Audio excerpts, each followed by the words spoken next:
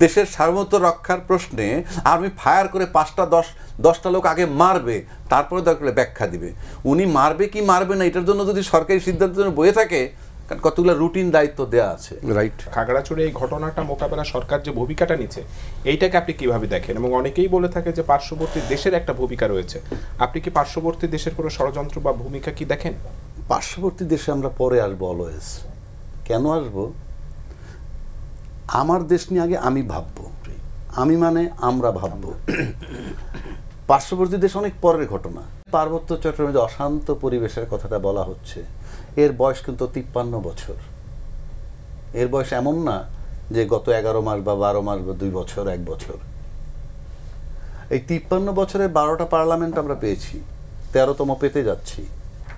এবং 12টা পার্লামেন্ট মানে 12টা নির্বাচিত সরকার। 12টা পার্লামেন্ট, শেষের 3টা বাদ দিলাম, টোটাল আপনি যদি আসেন। আর আমরা এখন যদি নির্বাচিত সরকার বলি, কিছু নির্বাচিত কিছু অনির্বাচিত না, ঠিক আছে, ওই বিতর্কে গেলাম না। আমি 2008 পর্যন্ত যদি থাকি তাতেও 9টা নির্বাচিত সরকার। এবং এই নির্বাচিত সরকারের ভিতরে ডাইরেক্ট ইনডাইরেক্ট এই মঞ্জু ভাই, রিপন ভাই, প্রিন্স ভাই সবাই ছিলেন। আমরা বাদে আর কি। না, আপনারা পার্লামেন্টে ছিলেন, সেটা বলছি। ঠিক আছে। আর আমরা দূর থেকে হয়তো সাধারণ নাগরিক হিসেবে টোটাল ব্যর্থতাটা কিন্তু আমাদের ইনফ্যাক্ট রাজনীতিবিদদের, আমরা যত কথাই বলি। আর 2 নম্বর কথা হইলো, যেমন রিপন ভাই একটা বিষয় আনলেন যে 238টা ক্যাম্প ছিল, সেটা উইথড্র করছে শেখ হাসিনা। কেন করছে, কোন স্বার্থে করছে, সেই বিতর্কে আমরা যাচ্ছি না। কিন্তু তখন আমাদের যে ভয়েসটা রেজ করা উচিত ছিল সবার, আমরা কি সেটা করছি? আমরা করি নাই। আবার যদি ধরেন যে আজকে এই ক্যাম্পগুলো ইউনূস সাহেবের বসানো দরকার, চুক্তি অনুযায়ী তো ক্যাম্প প্রত্যাহারেরই কথা ছিল। ঠিক আছে, ঠিক আছে, প্রত্যাহারের কথা ছিল, আলোচনা দরকার ছিল, যদি চুক্তি অনুসরণ করে তাহলে। হ্যাঁ, যদি subject to condition, if you follow the কন্ট্রাক্টের যদি ভায়োলেশন হয় তাহলে তো আমার এটা থাকবে, কারণ আমার তো সিকিউরিটির ব্যাপার আছে। রাইট।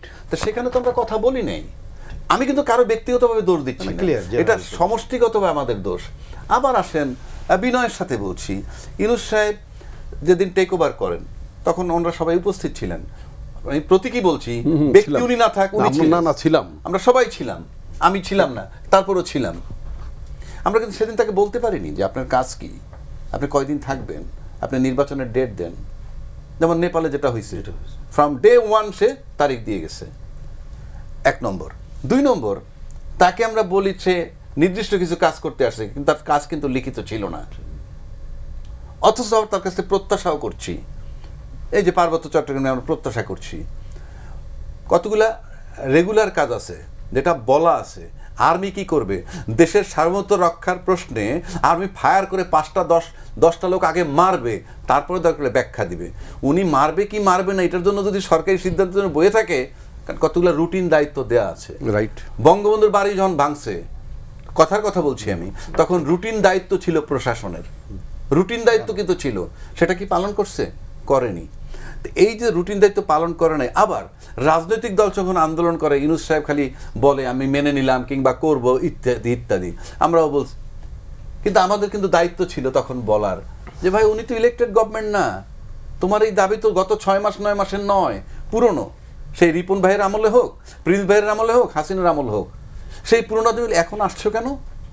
ওনাকে একটা সুন্দরভাবে নির্বাচন করে যেতে দাও, তারপর তোমাদের দাবি দেন। আমরা কিন্তু সেই কথাটা বলি না, সে কথাটা কিন্তু বলা হয়েছে। আমি জানি না, আমি বলছি জেনারেল, আমি এভাবে পাই। হয়তো ব্যক্তি আপনি ধরেন এক জায়গায় বলছেন, সেটা আমরা পাবলিকলি বলছেন যে এটা ইন্টারিম গভর্নমেন্ট, এত দফা দাবি তার কাছে কেন? ওইটা এক প্রশ্ন। আর দাবি যারা করছে তাদেরকে বলা গো হোম। সেই ক্ষেত্রে কিন্তু একবার আমরা তাদেরকে আমরা বলেছি, তাহলে কিন্তু আমরা রাস্তায় নামবো। এখানে একটা প্রশ্ন আছে, সেটা হচ্ছে আপনি কেন দাবি মানবেন না, সেই আলোচনা ভিন্ন। আমরা যেহেতু এই প্রসঙ্গ নিয়ে আলোচনা করছি না, দাবি মানবেন না যদি হয় তাহলে ঠিক আছে। আর যদি বলি, আমি বলছি কোঅপারেশনের পার্ট হিসাবে আমাদের নৈতিক দায়িত্ব ছিল বলার, সেটা আমরা বলিনি।